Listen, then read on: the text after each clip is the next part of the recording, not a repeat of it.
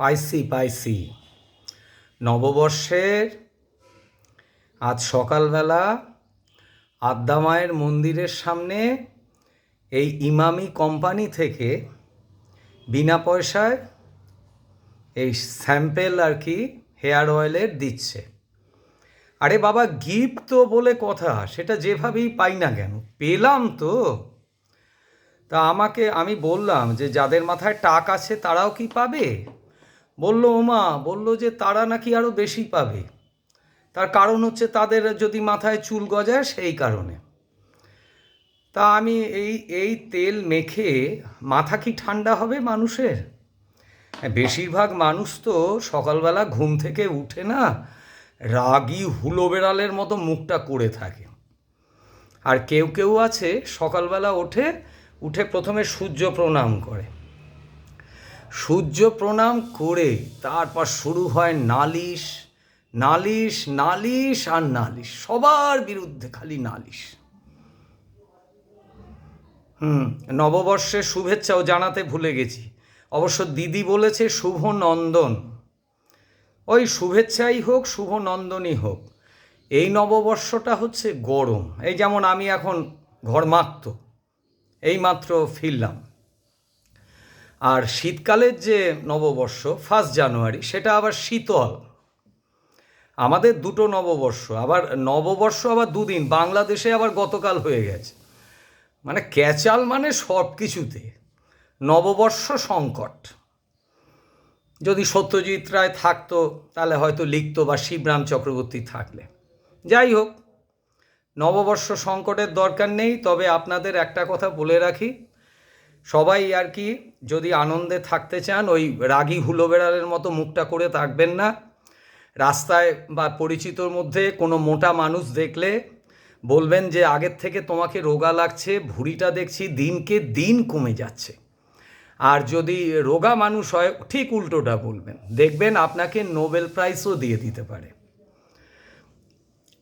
আর যারা উচ্চ চিন্তা ভাবনা করে মানে তুচ্ছ পুচ্ছ জিনিস নিয়ে মাথা ঘামায় না, যেমন ধরুন রাজনীতি নিয়ে, রাজনীতি নিজে করে না, রাস্তায় নেমে রাজনীতি করে না, তাহলে তো হয়েই যেত।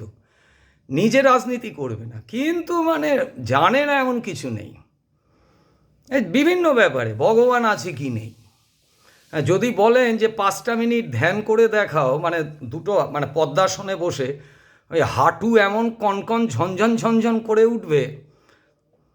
ধ্যান তো পরের কথা, আগে হাঁটু সামলাতেই হই হই পড়ে যাবে, প্যান্টই ভিজে যাবে 5 মিনিট ধ্যান করতে গেলে। কিন্তু সে বলছে যে ভগবান আছে কি নেই সে জানে, সে বিজ্ঞানী একজন এরকম যারা উচ্চ চিন্তাবিদ। শুধু এই ব্যাপারে না, বিভিন্ন খেলা টেলা সমস্ত কিছু, এই খেলোয়াড় এ পারছে না, যেই তার টিম হেরে গেল ব্যাস এ ঠিক না, তুচ্ছ জিনিস নেই। এই যে উচ্চ চিন্তা যারা মানুষ না, এরা কখনো সহজ জিনিসকে সহজভাবে নিতে পারে না। সব কিছুর মধ্যে একটা প্যাঁচ খুঁজবেই, খুঁজে বার করবেই। একটা সহজ জিনিসকে সেটাকে জটিল করে দেবে। এই যে আমি এটা দেখালাম, ইমামি তেল দিয়েছে, বলবে এটা আবার দেখানোর কি আছে, এটা কি সামান্য একটা ব্যাপার। আপনি যদি এদের বলেন যে আজকের দিনটা খুব ভালো, বলবে কেন, কালকের দিনটা কি ভালো ছিল না? এই রকম সমস্ত।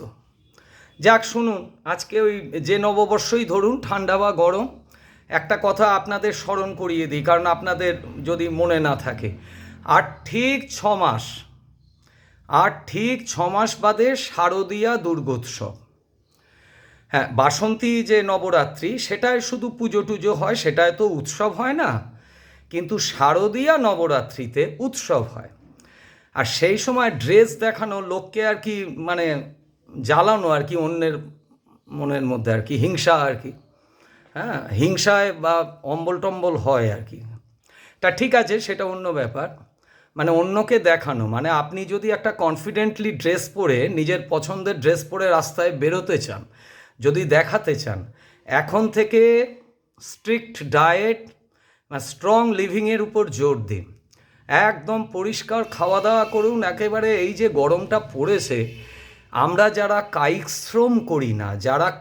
শ্রম করি না বারবার করে বলছি, আমাদের কাছে এই গরমটা ঈশ্বরের আশীর্বাদ। হ্যাঁ, আর যদি ওই ডাক্তারের পেছনে অ্যাক্সিডেন্টাল ইনজুরি ছাড়া ডাক্তারের পেছনে ঘুরে বেড়ানোটা ছাগলামো ছাড়া আর কিচ্ছু না। গাড়ি আর এসি যে বাড়িতে ঢুকেছে সে বাড়িতে ওষুধ না খেয়ে বেঁচে আছে এমন মানুষ যদি খুঁজে বার করতে পারেন, মানে আপনি আর কি আর বলবো।